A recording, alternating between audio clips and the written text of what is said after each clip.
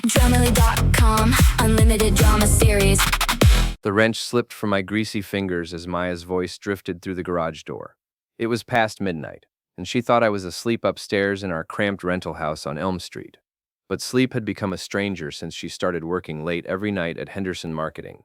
"I can't wait for our weekend getaway, Eli," she whispered into her phone, thinking the sound of my Ford's engine work would mask her conversation. "Just you and me at Shiver Lake Resort?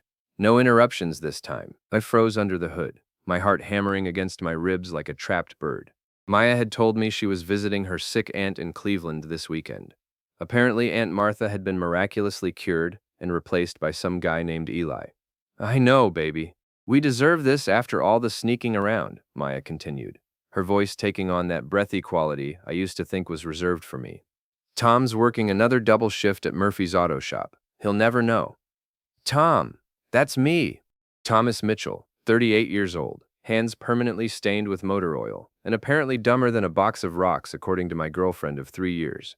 Maya Chen. Wait, that's one of those forbidden names. Maya Collins. Maya Collins, who I'd been planning to propose to next month with the ring I'd been making payments on for 6 months. I stayed perfectly still, letting her words wash over me like ice water. The betrayal cut deeper than any knife, but what really twisted in my gut was the casual dismissal in her voice, like I was some kind of background character in her real-life story. "The romantic package includes champagne and rose petals," she giggled. "God, I feel like a teenager again. When was the last time Tom did anything romantic?" He gave me a socket wrench set for my birthday. Actually, it was a very nice socket wrench set, top of the line. But I guess that detail was lost on her. Maya finally hung up and tiptoed back inside, probably thinking she'd pulled off the perfect crime. I waited another 20 minutes before following her upstairs, where I found her pretending to sleep, still clutching her phone. I lay awake until dawn, staring at the water stain on our ceiling that looked like a middle finger. How fitting. My mind raced through every late night, every business dinner, every time she'd pulled away when I tried to kiss her. The signs had been there, bright as neon, but I'd been too trusting or too stupid to see them. As Maya's breathing settled into genuine sleep, I carefully slipped her phone from her fingers. She'd never been good with passwords. It was still my birthday, which felt like another slap in the face. Her text messages with Eli painted a picture that made my stomach churn. 6 months of planning secret meetings, stolen kisses in parking garages, and elaborate lies to cover their tracks. The worst part wasn't even the affair itself. It was how they talked about me. "Poor Tom," Eli had written. "Working his ass off while his girl plays with a real man." Maya's response: "He's sweet, but so boring. You make me feel alive again." Sweet but boring. 3 years of my life reduced to a Hallmark card sentiment. I screenshotted everything, my hands shaking with rage. Then I found the hotel confirmation for Shiver Lake Resort. 2 nights, romantic lakeside suite, champagne package included. Check-in was Friday afternoon, tomorrow. Maya stirred beside me, and I quickly slipped the phone back into her hand. She opened her eyes and smiled that same smile that used to make my day. "Morning, baby," she said, stretching like a cat. "Sleep well?" "Like the dead," I replied, and meant it. The Tom who went to sleep last night was gone. Someone else entirely was taking his place. Friday morning arrived gray and drizzling. Typical for Shiver Lake in October. Maya bustled around our bedroom, packing her overnight bag with the kind of care she usually reserved for job interviews. She'd even bought new lingerie. I found the Victoria's Secret bag hidden in her car when I went out to check her oil.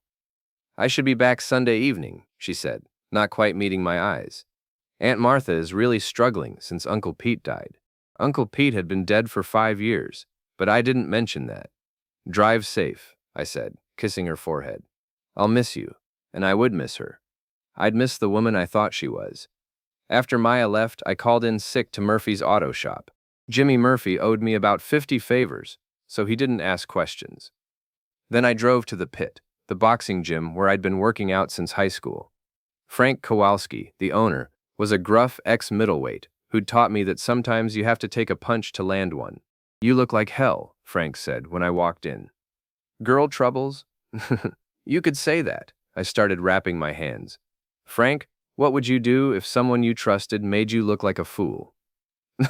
Frank spit into his coffee cup, a habit that grossed out everyone but somehow fit him perfectly. "Depends. We talking about embarrassing you at a party or something bigger? Bigger. Then you make sure they understand the consequences of their choices. Frank's eyes hardened. But you do it smart. Angry men make mistakes. Smart men make statements. I spent 2 hours beating the hell out of a heavy bag, each punch fueled by another memory of Maya's lies. By the time I was done, my knuckles were raw, but my head was clear. The drive to Shiver Lake Resort took 40 minutes through winding country roads. I'd been there once before, for my cousin's wedding reception. It was the kind of place that charged $50 for a hamburger and called it artisanal beef with locally sourced accompaniments. I parked across the street at a gas station and waited. Sure enough, at 3:47 p.m., Maya's blue Honda Civic pulled into the resort parking lot. She stepped out wearing a dress I'd never seen before. Red, clingy, and definitely not something you'd wear to visit a sick relative. 5 minutes later, a black BMW pulled up beside her. The man who got out was everything I wasn't. Tall, expensive suit, perfectly styled hair that probably cost more than my monthly rent. This had to be Eli. He wrapped Maya in his arms and kissed her like they were the stars of their own romantic movie. I took pictures with my phone, my hands surprisingly steady. Then I drove home to put phase 1 of my plan into motion. Maya had left her laptop open on the kitchen table, still logged into her email and social media accounts. I spent the next 3 hours learning everything about Eli Henderson. Yes, Henderson, as in Henderson Marketing, where Maya worked. He was her boss, married with 2 kids, and apparently made a hobby of sleeping with his employees. I found emails between Maya and her best friend Leah discussing the affair, including detailed plans for this weekend and speculation about when Maya would finally dump boring Tom. Leah had been encouraging the affair from the beginning, even helping Maya pick out lingerie and coaching her on lies to tell me. Some best friend, but the real treasure was Maya's company laptop, which she'd stupidly left logged into the company server. Henderson Marketing had strict policies about workplace relationships, especially between supervisors and subordinates. Even stricter policies about married executives having affairs. I forwarded everything to my personal email, then started making copies of the most damaging evidence. Photos, emails, text messages, hotel receipts Maya had hidden in her car. By the time I was done, I had enough material to destroy both their careers and Eli's marriage, but that felt too easy, too clean. They wanted to make me look like a fool? Fine. Let's see how they liked being the entertainment. Saturday morning brought the kind of crisp autumn day that usually made me happy to be alive. Not today. I woke up on the couch where I'd spent the night, surrounded by printed emails and photos that told the story of my girlfriend's double life. My phone buzzed with a text from Maya. Aunt Martha is doing better. Might stay an extra day. Love you. I stared at the message for a long time before typing back. Take all the time you need. The first call I made was to my daughter Paige. She was 17, lived with her mother in the next town over, and had actually grown close to Maya over the past year. This conversation was going to hurt, but she deserved to know the truth before she heard it from someone else. Dad? It's early for you to call. Hey, kiddo, we need to talk. Can you come over this afternoon? Is everything okay? You sound weird. Just come over, Paige. There's something you need to know about Maya. The second call was harder. My brother Jake had never liked Maya, said she was too good for a grease monkey like me. Turned out he was half right. She thought she was too good for me. I hate to say I told you so, Jake said after I filled him in. But I told you so. That girl had wandering eyes from day one. Thanks for the support. Hey, I'm on your side. What do you need? Just be ready. This is going to get messy. The third call was to Chief Gabe Morrison, my old high school buddy, who now ran Shiver Lake's small police department. I didn't tell him everything, just enough to give him a heads up that there might be some drama in his jurisdiction soon. Tom, whatever you're planning, don't do anything stupid, Gabe warned. I've got enough paperwork already. Would I do anything stupid? That's exactly what worries me. Paige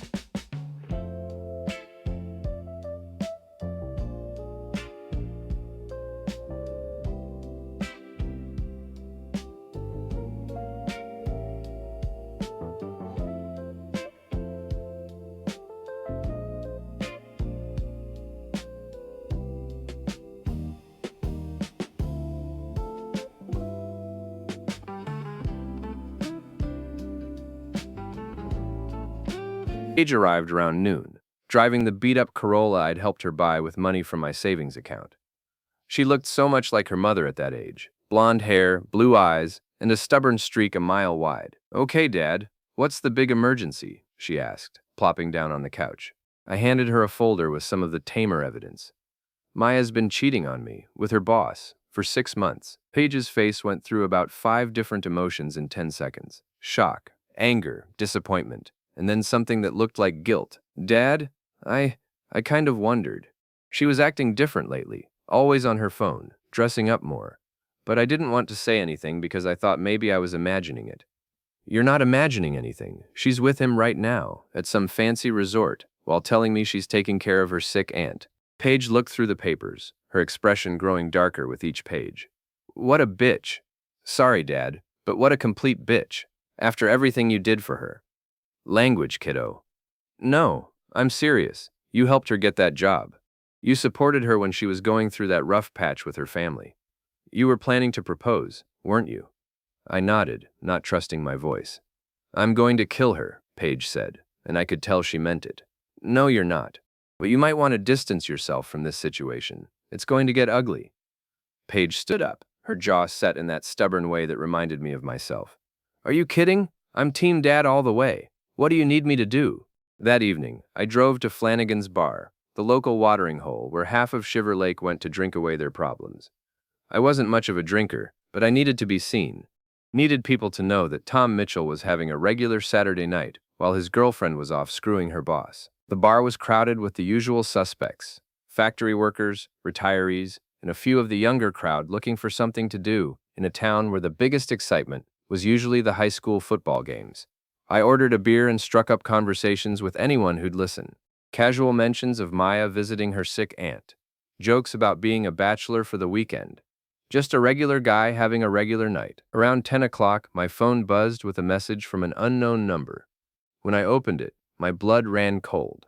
It was a photo of me at the resort yesterday, taken from across the parking lot. The message read, "Saw you watching. Mind your own business or you'll regret it." Yulthing, someone had been watching me watch them. The game just got more complicated. I finished my beer, said goodnight to the bartender, and walked out to my truck. The parking lot was mostly empty, just a few cars scattered around under the dim streetlights. As I reached for my door handle, footsteps crunched on gravel behind me. Tom Mitchell? I turned around to see a man I didn't recognize, mid-40s, wearing a leather jacket and the kind of smile that didn't reach his eyes. "Depends who's asking. Name's Rick. I'm a friend of Eli Henderson's. He asked me to have a word with you." "Did he now?" I kept my voice level, but my muscles tensed. "And what word would that be?" "The word is back off. Stop following them around. Stop taking pictures, and stop sticking your nose where it doesn't belong." I laughed, and it came out darker than I intended. "Or what?" Rick stepped closer, and I could smell cigarettes and cheap cologne. "Or you might find yourself having some very bad luck.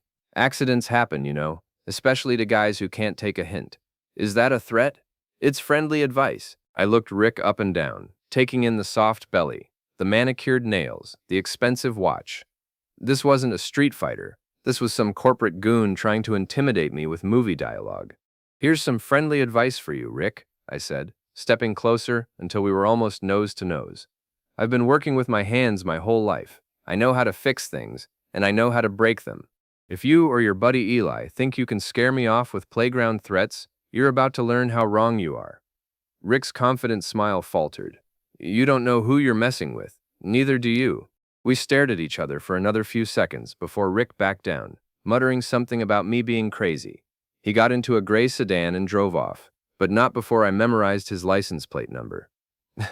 As I drove home, my mind raced. Maya and Eli weren't just having an affair, they were actively trying to intimidate me into silence. That changed everything. This wasn't just about a cheating girlfriend anymore. This was war. Sunday evening came too soon, and not soon enough. Maya's Honda pulled into our driveway at 7:23 p.m., and I watched from the kitchen window as she sat in her car for almost 5 minutes, probably working up the nerve to face me with more lies. She finally came through the front door, carrying her overnight bag, and wearing the same clothes she'd had on Friday, though they looked rumpled now. Her hair was messier than usual, and she had that satisfied glow that I used to love seeing on her face. Hey, baby, she said, dropping her bag and coming over to kiss me. I missed you. I let her kiss me, tasting lies on her lips. How's Aunt Martha? Much better. The doctors think she'll make a full recovery. Maya moved around the kitchen, opening the refrigerator and rummaging through leftovers, like she hadn't just spent the weekend in bed with another man. How was your weekend? Did you do anything fun? Just the usual. Worked on the truck, watched some football. Quiet weekend. She nodded, already distracted by her phone, which had been buzzing constantly since she walked in.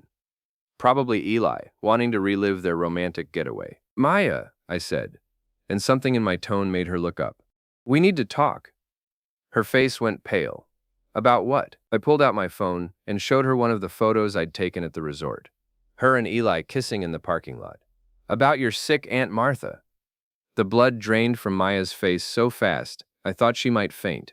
She stared at the photo for a long moment, then sank into one of our kitchen chairs. Tom, I can explain. I'm sure you can. You've gotten pretty good at explanations lately. I sat across from her, keeping my voice calm. 6 months, Maya. 6 months of lies. Your ex, the one you said you blocked. 300 messages this month. He contacted me from. Watch more on Grammarly.com. She started crying then, big crocodile tears that might have worked on me a week ago. It just happened. I never meant for it to go this far. Bullshit. I read your emails. This wasn't some accident. You planned it. You and Leah sat around making fun of me while you figured out how to sneak around behind my back. You went through my emails?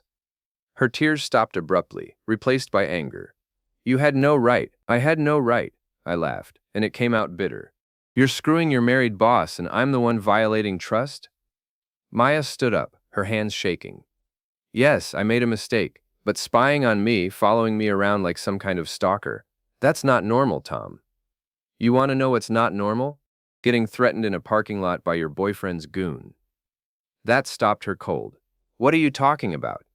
I told her about Rick and his friendly advice. With each detail, Maya's face grew more horrified. Tom, I swear I don't know anything about that. Eli wouldn't. Eli wouldn't what? Wouldn't cheat on his wife? Wouldn't lie to his employees? Wouldn't send some thug to intimidate the guy whose girlfriend he's been screwing? Maya sank back into her chair. This is all wrong. This isn't how it was supposed to happen. How was it supposed to happen, Maya?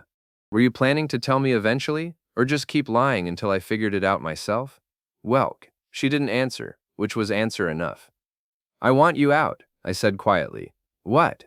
I want you out of my house, tonight. Tom, please, we can work through this. I'll end it with Eli. We can go to counseling. It's too late for that. Maya started crying again, but these tears looked real. Please don't do this. I love you. No, you don't. You love the idea of me, the safe backup plan while you play house with your boss. She tried to argue, tried to negotiate, tried to seduce me. None of it worked. By 10 o'clock, she was loading her stuff into her car while I watched from the porch. Before she drove away, she rolled down her window. This isn't over, Tom. You can't just throw away 3 years because of one mistake. You're right, I said. It's not over. She looked hopeful for a moment. It's just getting started. Monday morning, I called in sick again and drove to Henderson Marketing. The company occupied a sleek glass building in the business district, the kind of place where people wore suits and talked about synergy and paradigm shifts. I didn't go inside. Instead, I sat in my truck across the street and waited. At 11:30, Eli Henderson emerged for what looked like a coffee run. He was even more polished in person. Expensive suit, perfect posture, the kind of confident stride that came from never having to wonder if he could make rent. I followed him to a Starbucks 3 blocks away, then got in line behind him. When he turned around with his venti whatever the hell, he nearly dropped it. You must be Tom, he said, recovering quickly. Maya's told me so much about you. I bet she has. I stepped closer, lowering my voice. Just like she's told me about you. Eli's perfect composure cracked slightly. Look, I think there's been a misunderstanding. The only misunderstanding is you thinking I'm some kind of pushover. I pulled out my phone and showed him the same photo I'd shown Maya. But we're going to clear that up right now. His face went white. Where did you get that? I took it, while you were playing grab ass in the parking lot. Eli looked around nervously, probably worried about who might overhear us. This is neither the time nor the place. Actually, it's the perfect time and place. See? Your wife works just 2 blocks from here at that law firm, doesn't she? Jennifer Henderson, divorce attorney. I bet she'd be very interested in these photos. What do you want? I want you to understand something. You and Maya think you can just steamroll over people's lives without consequences. You send your boy Rick to threaten me, thinking I'll just roll over and play dead. I don't know what you're talking about. Sure you don't. I stepped even closer, close enough that he had to look up to meet my eyes. Here's what's going to happen.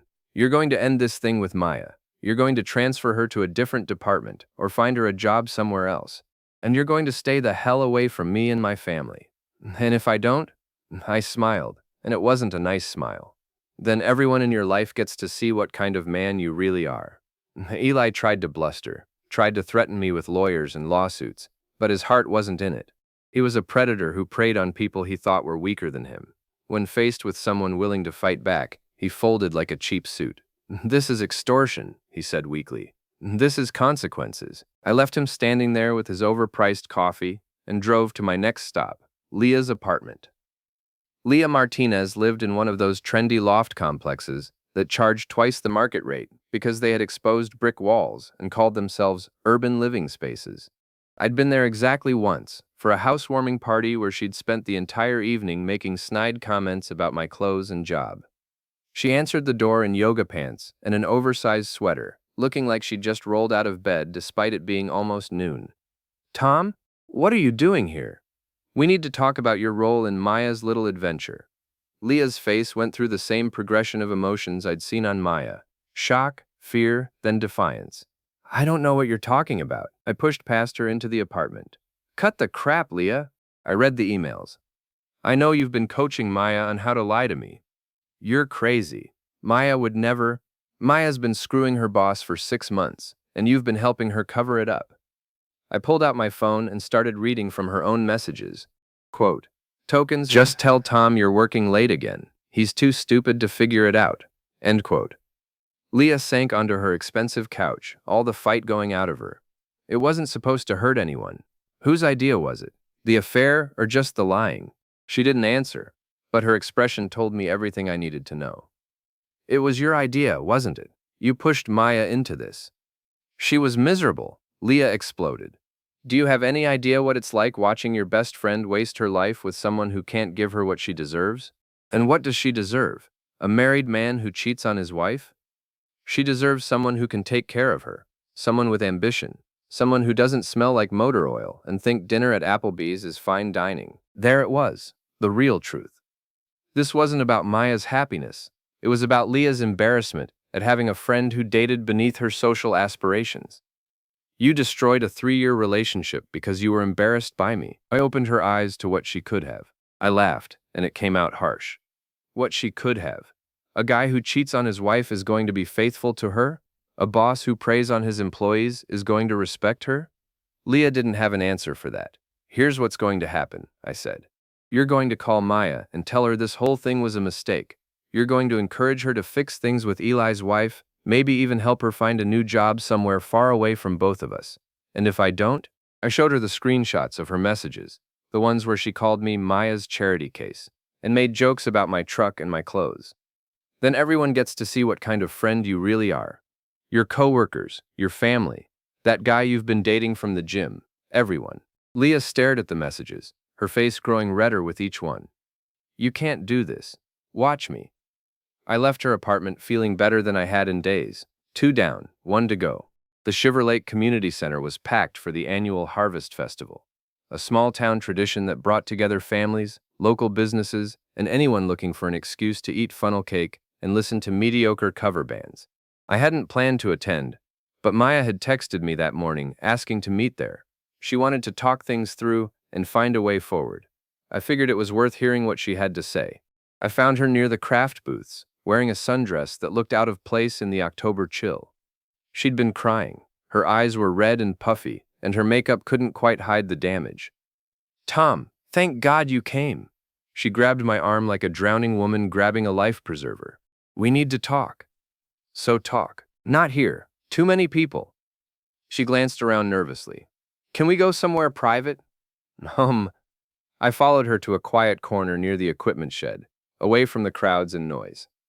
Maya turned to face me, and I could see she'd been working up to this conversation for hours. Nahum, Nahum, he ended it, she said. I told Eli it was over. Good for you. I also quit my job. I can't work there anymore, not after everything that's happened. I waited for her to continue. Tom, I know I screwed up. I know I hurt you in ways I can't even begin to apologize for, but I want to make this right. How? We can start over, move somewhere new, where nobody knows what happened. I'll get a different job. We can go to counseling, whatever it takes. I studied her face, looking for any sign that she understood what she'd done. All I saw was desperation and self-pity. Maya, do you know why I'm angry? Because I cheated on you. That's part of it. But the real reason I'm angry is because you made me into a joke. For 6 months, you and your friends laughed at me behind my back while I worked overtime to save money for an engagement ring. She started crying again. I never laughed at you. I pulled out my phone and showed her Leah's messages. Quote, tokens. Working so hard to buy a ring for a woman who's already getting satisfied elsewhere. End quote. Maya's face crumpled. That's not how I felt. That's just Leah being mean. Leah was being mean with your permission. You told her things about our relationship, about our sex life, about my plans to propose. You turned our private moments into entertainment for your friends. I'm sorry. God, Tom, I'm so sorry. Sorry doesn't fix this, Maya. Sorry doesn't give me back the 6 months I spent planning a future with someone who was already planning her exit strategy. She grabbed my hands, her grip desperate. Then what can I do? Tell me what I can do to fix this. Before I could answer, a familiar voice interrupted us. Well, isn't this touching? We turned to see Eli Henderson approaching, flanked by 2 men I didn't recognize.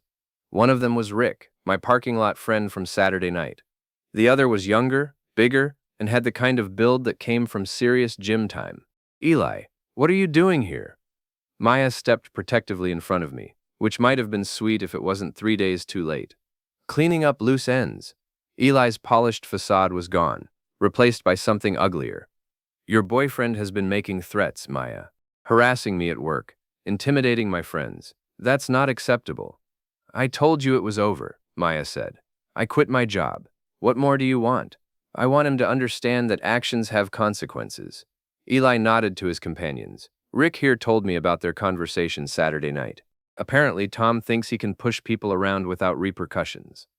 I stepped around Maya, putting myself between her and the 3 men. You brought backup to a community festival? That's either really smart or really stupid. Smart would have been minding your own business, Rick said. But you had to play detective. The younger guy, let's call him Muscles, cracked his knuckles. Want us to teach him some manners, boss? Actually, I said, pulling out my phone. I was hoping you'd show up. I tapped the screen, and suddenly my voice was playing from the phone's speaker. Here's what's going to happen. You're going to end this thing with Maya. It was my entire conversation with Eli from this morning, recorded on an app I'd downloaded specifically for this purpose. Eli's face went white. You recorded me without consent. That's illegal. Actually, it's not. Illinois is a one-party consent state. As long as one person in the conversation knows it's being recorded, in this case me, it's perfectly legal. I tapped the screen again, and now Leah's voice was coming through. She deserves someone who can take care of her, someone with ambition. I've been busy today, I said. Lots of interesting conversations, all perfectly legal, all perfectly recorded. Muscles looked confused. Rick looked worried. Eli looked like he was about to have a stroke. Here's the thing, Eli. I'm not some rube you can intimidate with corporate muscle. I'm a guy who fixes things for a living, and right now, you're broken. I held up my phone again. I've got recordings of you admitting to the affair. I've got photos of you and Maya together. I've got evidence of you sending Rick here to threaten me. And in about 30 seconds, I'm going to send all of it to your wife, your boss, and anyone else who might find it interesting.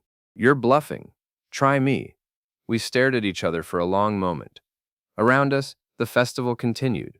Families laughing, children playing, the smell of cotton candy and fried food mixing with the autumn air. Normal people living normal lives while we played out our little drama in the shadows. Finally, Eli blinked. What do you want? I want you to leave, all 3 of you. Get in your cars and drive away, and never contact Maya or me again. And the recordings. Stay private as long as you stay gone. Eli looked like he wanted to argue, But Rick was already backing away. Even Muscles seemed to realize this wasn't going according to plan. "This isn't over," Ely said, but his heart wasn't in it. "Yeah, it is." They left, walking quickly toward the parking lot, like men who suddenly remembered they had somewhere else to be. I watched until their cars disappeared, then turned back to Maya. She was staring at me like she'd never seen me before. "How did you know they'd come here?" "I didn't. But I figured if I pushed hard enough, Eli would do something stupid. Guys like him always do." "You planned all this." "I planned to protect myself. The rest was just good luck." Maya shook her head slowly. "I don't know you anymore." "Funny. I was thinking the same thing about you." We stood there in the growing darkness, two people who'd shared 3 years and now had nothing left to say to each other. "So what happens now?" Maya asked. "Now you figure out what you want your life to look like without me in it. And you." I looked around at the festival, at the families and couples and kids running around with sticky fingers and bright smiles. Normal people living normal lives. "I'm going to get some funnel cake and watch the fireworks. Then I'm going home to my house, where I'm going to sleep in my own bed without wondering who you're texting or where you're really going." Maya started crying again, but I was done being moved by her tears. "Goodbye, Maya." I walked away without looking back, heading toward the lights and music and the smell of fried dough. Behind me, I heard her car start and drive away, taking the last 3 years of my life with it. The fireworks started at 9 o'clock, bright explosions of color against the dark sky. I stood with a paper plate of funnel cake, surrounded by strangers who felt more like family than the woman who'd shared my bed for 3 years. My phone buzzed with a text from Paige. "Dad, are you okay?" I typed back, "Better than okay. I'm free." And for the first time in months, that was actually true.